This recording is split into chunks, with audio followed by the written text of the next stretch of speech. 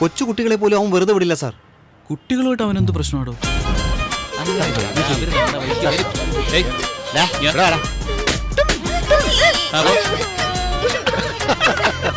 എന്നാ അവന്റെ കൂടെ ഉള്ളവരെങ്കിലും വെറുതെ വിടുവോ? അവന്റെ ശിങ്കിടി റോബർട്ട് എന്നൊരുത്തനുണ്ട്. അവന്റെ ഇരട്ടപ്പേര് തന്നെ തല്ലുള്ളിന്ന.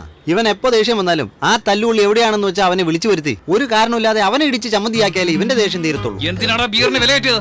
എന്തിനാണ് കിട്ടിയത്? എന്താണ് ചൂട്? ഉറങ്ങുമ്പോ എന്തിനാണ് ഉണർത്തുന്നത്? എന്തിനാണ് ഉണർത്താൻ പറ്റുമോ? തർക്കത്തിനും പറയുന്നതാ. എന്താണ് നേരത്തെ വിളിക്കാത്ത?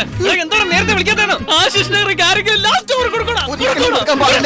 മാരിയുടെ നിഴല് പോലെ നടക്കുന്ന വേറൊരുത്തനുണ്ട്. അവന്റെ ഇരട്ടപ്പേര് സാറ്റർഡേ എന്നാ. സാറ്റർഡേ? അതെന്ത് പേരാടോ? സാറ്റർഡേ ആയാൽ കമ്പൽസറി ആയിട്ട് ഞാൻ വെള്ളം അടിച്ചിരിക്കും. അപ്പൊ അല്ലാത്ത പഠിക്കില്ലല്ലേ? അടിക്കുമല്ലോ. ബാക്കി ദിവസം ഒന്നും നിർബന്ധമല്ലെന്ന്. അയ്യോ ഡേർട്ടി ഫെലോ, ബാക്കി ദിവസമൊക്കെ ഡെഫിനറ്റ് ആയിട്ട് അടിക്കും. അപ്പൊ എന്താണ് ശനിയാഴ്ചക്ക് പ്രത്യേകത? ശനിയാഴ്ച ആയാൽ കമ്പൽസറി ആയിട്ട് ഞാൻ വെള്ളം അടിക്കും. അപ്പൊ ഇവന്റെ കാര്യത്തിൽ ഒരു തീരുമാനമായി.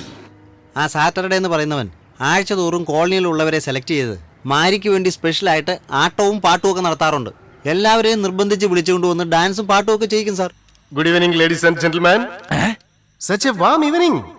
I am very proud of you. I am very happy to see you all. Today night special program by Mr. Mari Boys team proudly presents in the name of ചിരിച്ചില്ലെങ്കിൽ കഴിഞ്ഞു. അതെന്താ ഈ ചിരിച്ചില്ലെങ്കിൽ കഴിഞ്ഞു? നീ പെർഫോം ചെയ്ത് മാരി ചിരിച്ചില്ലെങ്കിൽ നിന്റെ കഥ കഴിഞ്ഞു എന്ന് പറഞ്ഞ മനസ്സിലാലോ? എന്തൊരു ഡാൻസ്!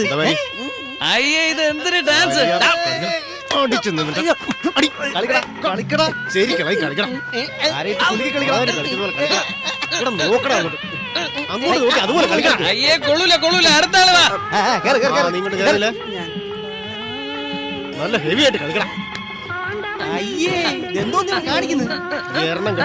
അങ്ങോട്ട് നോക്കി കളിക്കണം. ഇതൊക്കെ നടക്കും, എന്നാലും ഒന്നും ചെയ്യാൻ പറ്റില്ല സാർ. അങ്ങനെ അവൻ ആളുകളെ പേടിപ്പിച്ച് വെച്ചിരിക്കുന്നത്. ഇന്നലെ ഈ ഏരിയയിൽ ഒരു ടൂർണമെന്റ് പതിവ് പോലെ മാരിക്കാ കപ്പ് കിട്ടിയത്. ഇന്ന് അതിന്റെ അർമാദം സഹിക്കാൻ പറ്റില്ല.